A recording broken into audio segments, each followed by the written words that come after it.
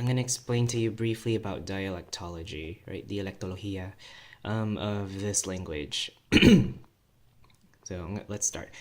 First of all, Cebuano is one of those originally had three vowels before the Spanish came, but there are exceptions. Okay, so a, e, I, o, and u. A lot of these words with these vowels just like they're allophones, pretty much, right? Allophones meaning even though they have different phonology, they have different sounds, it doesn't change the meaning of the word. They're just kind of considered the same.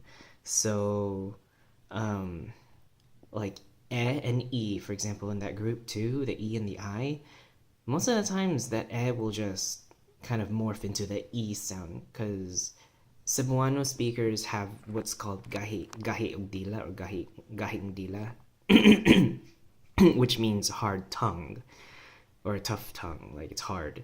And it's that's why when you hear Cebuano speakers and to the untrained ear, it's gonna be like, oh, oh, oh, oh, oh. It sounds like okay, like you're kind of like you got something in your throat going on, right?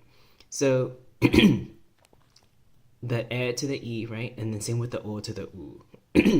So sometimes when you see how a word is spelled, it might be pronounced differently than how it's written, and that's okay. But that's just something to be aware about. When the Spanish colonists came in, right, they brought over the Spanish language, lengua castellana.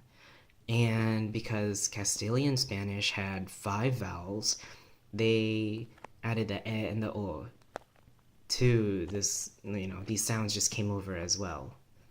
And that's why certain words just have either can be pronounced like with an e or an o, which rather than an e or an u, right? Obviously, it's still right? So, yeah, allophones they exist, but they don't change the meaning of the word. Some common dialects of the Cebuano language, you have like your Dabawenyo, Leiteño, Cebuano, Boholano. You have your Northern Mindanao, right? Some characteristics would be like Dabawenyo. In Davao, they tend to mix Tagalog with theirs. I think that's really fucked up, but I mean, hey man, it's gonna be their fault that they don't understand other Visayan speakers. But yeah, Dabawenyos, man, they tend to mix Tagalog in there. It's kind of weird. It's a weird kind of pidgin. I think it's a Creole now, some sort of Creole that's going on.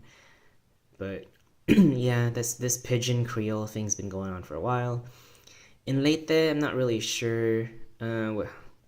Cebuano, I know these guys are pretty tough with the way they speak, and they shorten a lot of words. And Boholano, man, like you got shit going on there in Bohol. Uh, you got a lot of those consonants, like those hard consonants going on. But these are just some of the examples that I can share about with the dialects that you might encounter, right? So first one, L to the W, right? These sometimes are allophones. These LW can be allophones sometimes. So like words like sulat means to write, right? Sulat, but some Cebuano speakers will say suwat, or yeah, sulat instead of suwat, like suwat instead of sulat, or sulat instead of suwat. It doesn't change the meaning. The phoneme might change, but that doesn't change the meaning.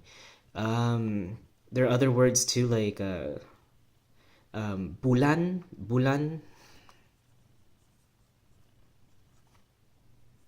Yeah, bulan to buwan.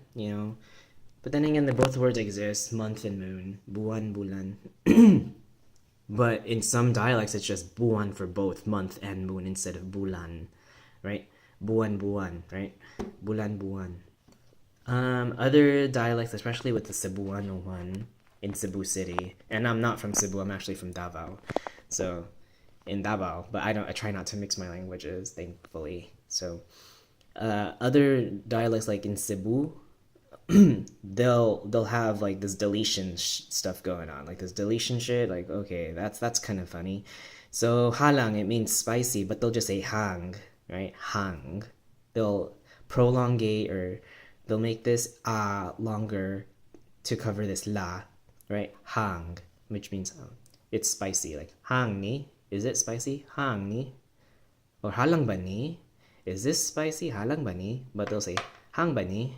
Hang ba ni? It's interesting. And then sometimes also with this one at the tulog, I hear this one too, or sulod too.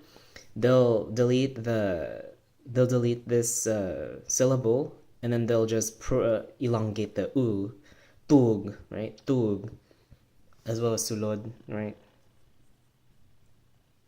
Sulod means to enter. Sulod. They'll just say sud, sud, the entrance. Masud, sud.